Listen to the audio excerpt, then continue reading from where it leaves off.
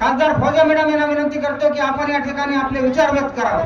आज सुरेश वरपुड़कर साहब के प्रचार सभा के लिए जो महाविकास आघाड़ी के अधिकृत उम्मीदवार हैं पात्री विधानसभा मतदार संघ के, इनके प्रचार के लिए यहाँ खास आए हुए, झारखंड से आए, दिल्ली से आए और फिर यहाँ पहुंचे ऐसे राज्यसभा में मेरे साथी इमरान प्रतापगढ़ी साहब, परभनी में मेरे साथी लोकसभा के सदस्य संजय जाधव जी, उम्मीदवार सुरेश वरपुड़कर जी और इस मंच पर उपस्थित सभी सम्मानीय बहनों और भाई, आज जो हालात है इस मुल्क के, बहुत दिनों देर से मैं यहाँ सुन रही हूँ, हर एक मुल्क के हालात के बारे में बात कर रहा है। तो एक हीरो बनाने के लिए एक समाज को विलन बनाने का काम इस मुल्क में हुआ है और आहिस्ता आहिस्ता नफरत के ऐसे बीज यहाँ पर बोए गए कि पूरे मुल्क में नफरत का माहौल फैलाने की कोशिश की गई। लोकसभा इलेक्शन में इस मुल्क के प्राइम मिनिस्टर ने तक ऐसे ऐसे तकरीरें किए, कहीं बोला कि ये भैंस चुरा लेंगे, कहीं बोला ये मंगलसूत्र चुरा लेंगे, कहीं बोला आपके घर हड़प लेंगे, लेकिन महाराष्ट्र डगमग नहीं हुआ। महाराष्ट्र ने ये चाल समझी और महाराष्ट्र ने लोकसभा में इनको रोक दिया, बेहतरीन नतीजा दिया। ये इसलिए कि हम सब एक होकर हमने वोटिंग की और ऐसी मेजॉरिटी दी वो सरकार को कि अगर नीतीश कुमार और चंद्रबाबू नायडू नहीं होते तो सरकार ही नहीं बनती थी। अब विधानसभा का इलेक्शन है, हमको याद रखना है कि यहाँ सिर्फ ये बातें नहीं है कि भैंस चुरा लेंगे और मंगलसूत्र चुरा लेंगे। बातें ऐसी हैं जहां घरों पर बुलडोजर चलाए जा रहे हैं। सुप्रीम कोर्ट ने बोला ये जस्टिस नहीं चलेगी, गरीबों के घर पर बुलडोजर नहीं चल सकते हैं। कहीं लोगों को अगर वो अकेले हैं तो उनको पीट पीट के मारने का काम हो रहा है। ये जुल्म सितम इस महाराष्ट्र में हम होने नहीं देंगे और इसलिए ये सरकार बदलने की जरूरत है। ये हिटलर शाही महाराष्ट्र बर्दाश्त नहीं कर सकता है। यहां पर मोदी जी आए, उन्होंने कहा एक है तो सेफ है, एक है तो सेफ है। एक कौन है और सेफ कौन है ये बात समझ में नहीं आई। इसके पीछे का मतलब अलग सा है।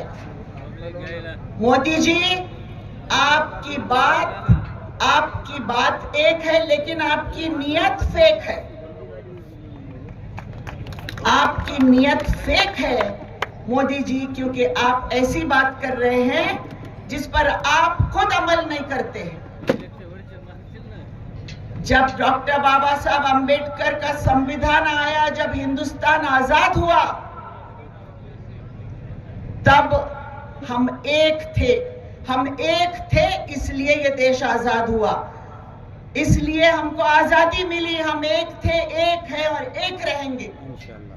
आप है मोदी जी, आप है, आपके लोग हैं, आपके सरकार है, आपकी संगठनाएं हैं जो पहले आजादी से पहले 1 के 4 करते थे।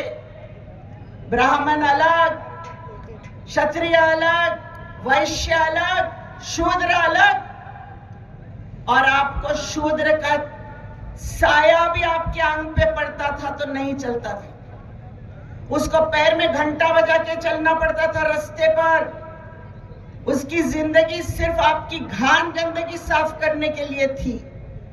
ये आपके तत्व थे जो हमारे संविधान ने बदला। हमारा संविधान हमारी ताकत है। आपने कोशिश की कि 400 सीट आएंगे हमारे, 400 पार हो जाएंगे तो हम संविधान बदलने देंगे। महाराष्ट्र ने यह संविधान आपको बदलने नहीं दिया। यह हमारी ताकत है। हमारी ताकत यह है जो डॉक्टर बाबा साहब अंबेडकर के संविधान के तत्व है, एकता, एकात्मता, बंधुत्व, न्याय, प्यार, मोहब्बत, भाईचारा, ये हमारे तत्व है। नफरत हमारे अंदर नहीं है। इस मुल्क में हम मोहब्बत से रहते आए हैं और रहेंगे। आप हमको क्या सेफ करेंगे? हमको तो आपसे सेफ होने की जरूरत है, क्योंकि आपकी वजह से हमारी सेफ्टी नहीं है। हमारे रसूल की गुस्ताखी की जाती है।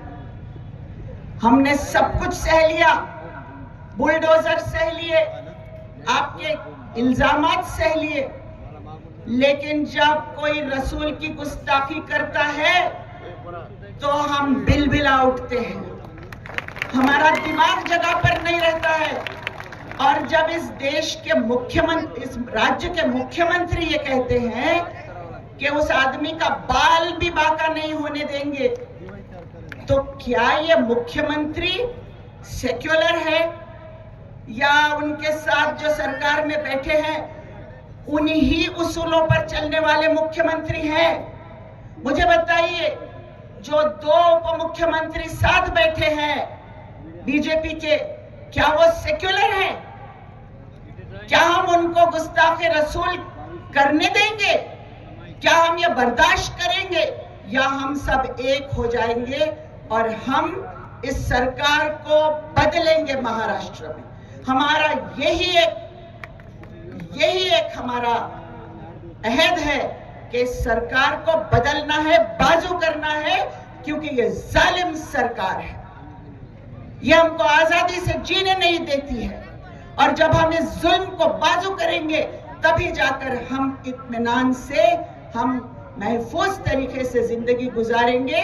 और जो हमारे संविधान ने हमको अधिकार दिए हैं, अपने मजहब पर, अपने दीन पर, अपने रास्ते पर आजादी के साथ हम जी सकेंगे।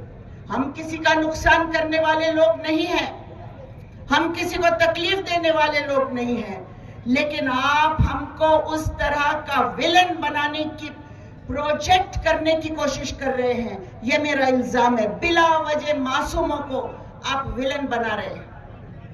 आपको यह रोकना पड़ेगा। और ज्यादा लंबी चौड़ी बात मैं नहीं करना चाहूंगी। मैं सिर्फ ये कहूंगी यहां कि महाराष्ट्र में जो आज चल रहा है, जो माहौल, कायदा, सुव्यवस्था कहां है समझ में नहीं आता। कटेंगे तो बटेंगे, कटेंगे तो बटेंगे, ये नारे लग रहे हैं। अरे जो भ्रष्टाचार आप लोग कर रहे हैं, एयरपोर्ट के छत गिर रहे हैं, पुल गिर रहे हैं, 14-15 पुल, पार्लियामेंट की छत में से पानी टपक रहा है, राम मंदिर में पानी टपक रहा है, और महाराष्ट्र जिसका सबसे ज्यादा सम्मान करता है, ऐसे शिवाजी महाराज का पुतला गिर जाता है और टूट जाता है, और आप बोलते हैं हवा से गिर गया। इसके पीछे क्या है? इसके पीछे भ्रष्टाचार है 100%। पैसे खर्च करो, 1000 कोटी, 2000 कोटी, 5000 कोटी दिए हैं, बड़ी बड़ी बातें। मोदी जी ने कहा लाखों करोड़ रुपए हमने दिए हैं महाराष्ट्र में। तो मैं ये कह रही थी कि जो काम हो रहे हैं वो कम दर्जे के काम हो रहे हैं, क्योंकि अपनी मर्जी के कॉन्ट्रैक्टर को काम देना, पैसा देना, और उसमें से आधा पैसा जेब में रखना, ये तरीका हो गया है। और इसीलिए लोग बड़े बड़े तगड़े होते जा रहे हैं जो पॉलिटिक्स में काम कर रहे हैं। तो बटेंगे तो कटेंगे की जगह इनका तो उसूल ये है कि लूटेंगे और बांटेंगे, लूटेंगे और बांटेंगे। तो लूट भी चल रही है और बांटना भी चल रहा है इलेक्शन में। बाकी जनता की अभी तो कुछ दिन मजा है, लेकिन ये हमेशा ऐसे दिन नहीं रहते। सिर्फ इलेक्शन के जमाने में ये दिन आते हैं और उसके बाद एक नज़म पढ़ूंगी अपनी बात खत्म करने से पहले। नज़म इसलिए पढ़ रही हूं कि इमरान प्रतापगढ़ी साहब है, अब वो शायर है, इतने बड़े लोग उनको इतना पसंद करते हैं, दीवाने होते हैं उनके, और पार्लियामेंट में भी वो उसी तरह बात करते हैं। तो नज़म ये है दौरे इलेक्शन के बारे में, और इसमें से आपके सामने एक तस्वीर आ जाएगी कि कौन क्या है, मैं बताऊंगी नहीं। दौरे इलेक्शन में कहां कोई इंसान नजर आता है, दौरे इलेक्शन में कहां कोई इंसान नजर आता है, कोई हिंदू, कोई दलित, तो कोई मुसलमान नजर आता है।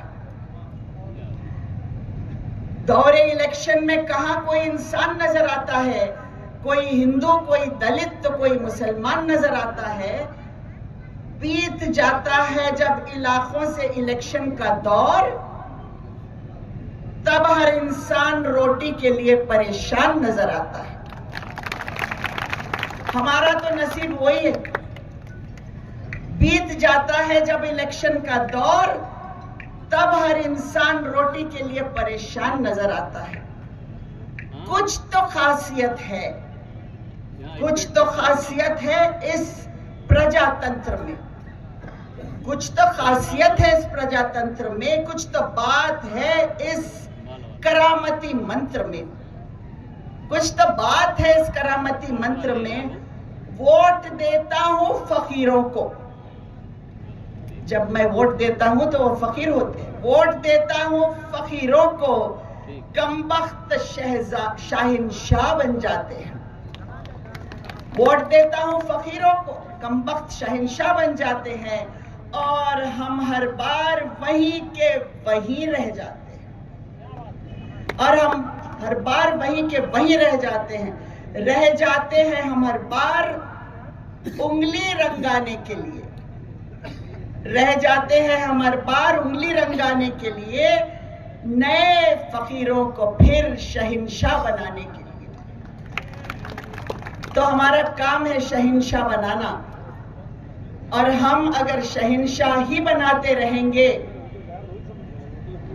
कि लूटो हमारे जमीनें, लूटो हमारे जिंदगियों की कमाई, तो फिर हम हमेशा यही रहेंगे। तेरी दुनिया जहां ने सुबह गाई, तेरी दुनिया जहां ने सुबह गाई, मेरी दुनिया फुका ने सुबह गाई। तेरी दुनिया क्या है वो, तेरी दुनिया जहां ने मुर्ग माही, तेरी दुनिया जहां ने मुर्ग माही, मेरी दुनिया जहां ने फुक गाई। तेरी दुनिया में मैं महकूम मजबूर, तेरी दुनिया में मैं महकूम मजबूर, मेरी दुनिया में तेरी बादशाही। तो क्या आप बादशाह बनाना चाहेंगे, या वरपुड़कर साहब जैसे इंसान को, जो आम लोगों का काम करते हैं, जो सबसे मोहब्बत करते हैं, जो कई जमाने से हर एक से जुड़े हुए हैं, दशहरे के दिन इनके घर जाते हैं ना, तो पूरी परभनी वहां नजर आती। ऐसे मोहब्बत करने वाले उम्मीदवार को आप चुन के देंगे तो सरकार बदलेगी। हम जो जालिम सरकार है उसको हटाएंगे, और इसके लिए मैं आपसे गुजारिश करती हूं कि इस जालिम सरकार को बदलना है, एक होना है, और हम नहीं बटेंगे, हम एक होंगे, हम नहीं बटेंगे, और हम जीतेंगे। शुक्रिया।